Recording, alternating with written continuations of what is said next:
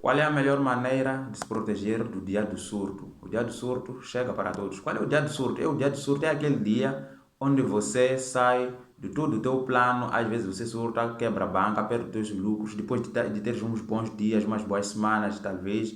Depois chega aquele dia onde você surta e perde todo o seu capital e ainda os seus lucros. Como é que você se protege disso? Fazendo saques regulares. Não tem outro remédio. Ok? Lucrou, fez saques, lucrou, fez saques, lucrou, fez saques. Eu acredito que você pode ter um plano de crescimento de banca, mas que seja um crescimento, né, em pouco a pouco. A tua banca deve crescer pouco a pouco. Não pode você sempre estar a operar a uma semana completa, não fez nenhum saque, mas fechou uma semana positiva só porque você quer crescer banca. Ah, vou começar a fazer saques quando minha banca chegar no tantos dólares.